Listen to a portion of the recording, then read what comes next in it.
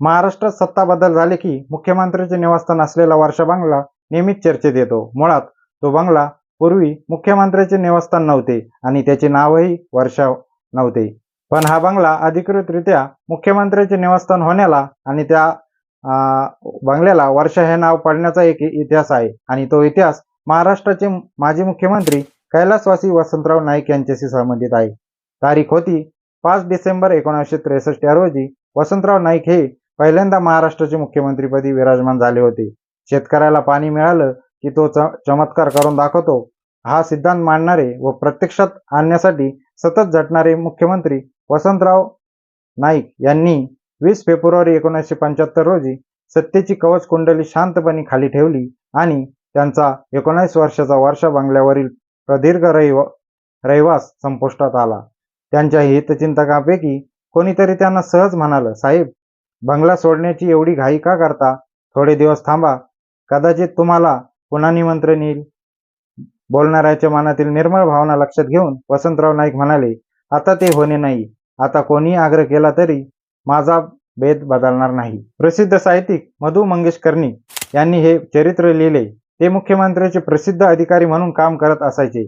श्री कर्णिक यांनी दुग्ध प्रजननाद्वारे श्री नाईक यांच्या जीवनाचे विविध पहिले उलगडून दाखवले. त्यातच वर्षा बंगल्याचे कुळ आणि मूळही लक्षात येतं. माननीय वसंतराव नाईक मुख्यमंत्री होईपर्यंत हा बंगला कधीच मुख्यमंत्र्याचा नव्हता आणि ते द्विभाषिक राज्याचे मंत्री होईपर्यंत त्यांचे नावही वर्षा नव्हते. वसंतराव नाईक यांचा जन्म यवतमाळ जिल्ह्यातील गहुलीचा. 1952 मधील पहिल्या सार्वत्रिक निवडणुकीचे पुसद मतदारसंघातून मध्य प्रांताच्या विधानसभेवर निवडून गेले आणि महसूल खात्याचे उपमंत्री झाले. राज्य पुनर्रचनेच्या 1956 मध्ये विदर्भाचा समावेश मुंबई प्रांतात झाला. या द्विभाषिक राज्याच्या मुख्यमंत्रीपदी यशवंतराव चव्हाण विराजमान झाले. त्यांच्या मंत्रिमंडळात नाईक यांनाही स्थान मिळालं. मध्य प्रांतात महसूल आणि सहकार मंत्री राहिलेले वसंतराव नाईक मुंबई प्रांतात कृषी मंत्री झाले. त्यांना त्यांच्या जिव्हाळ्याचे खाते मिळालं होतं.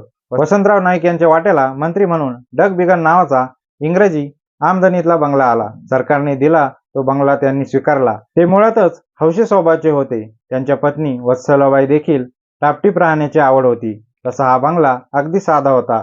बैठी बांधणी सगळीकडून, मोकळे दरवाजे आणि खाजगीपणा नव्हता. वत्सलाबाईला क्षणभर वाटून गेलं, सर्वांनी नाकारलेला हा बंगला आपल्या वाट्याला तर नाही आला ना.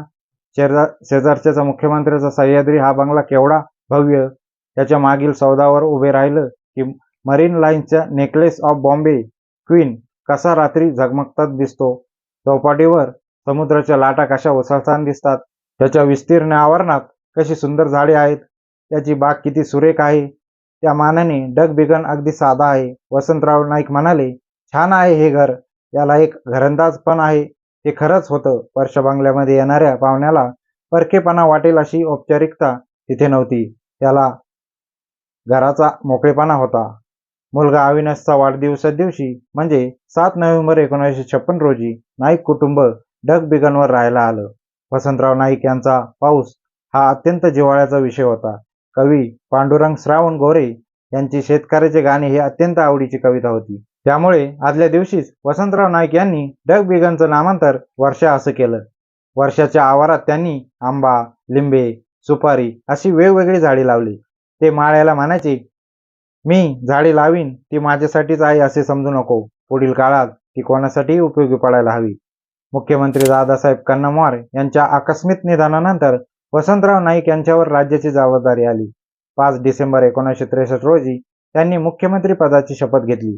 मंत्रिमंडळातील सहकार्याबरोबर पहिली बैठक संपवून वसंतराव नाईक वर्षा बंगल्यावर आले. तेव्हा त्यांचे मोठे बंधू बाबासाहेब त्यांची वाटच पाहत होते. ते म्हणाले, शेवटी या वर्षा बंगल्यालाच मुख्यमंत्र्याचा बंगला म्हणून नावलौकिक मिळणार असं दिसतंय.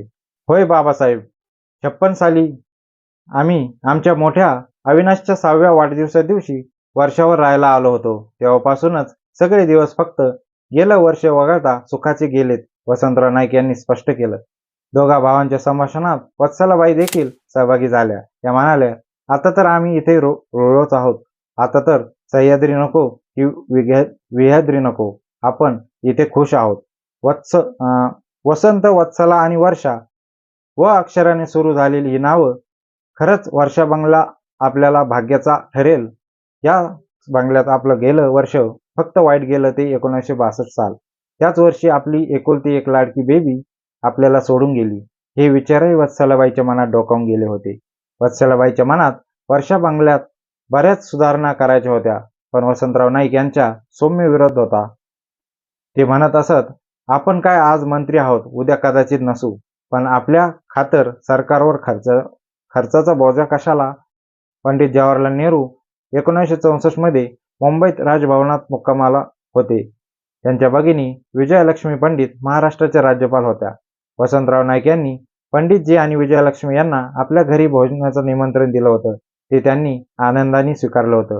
वर्षा बंगल्याच्या हिरवळीत डिनरची व्यवस्था करण्यात आली होती. पुणे येथे 3 ऑक्टोबर 1965 रोजी वसंतराव नाईक यांनी शनिवार वाड्यासमोर भर सभेत एक ऐतिहासिक घोषणा केली होती. ते म्हणाले की 2 वर्षांमध्ये महाराष्ट्र अन्नधान्याच्या बाबतीत स्वयंपूर्ण झाला नाही तर मला या शनिवार वाड्यासमोरच फाशी द्या. ही घोषणा त्या काळी बरीच गाजली होती. ती सत्यात उतरवण्यासाठी त्यांनी अपार मेहनत घेतली. 1957च्या मंत्रिमंडळात त्यांच्याकडे कृषीबरोबरच दुग्ध विकास खात्याचाही पदभार होता.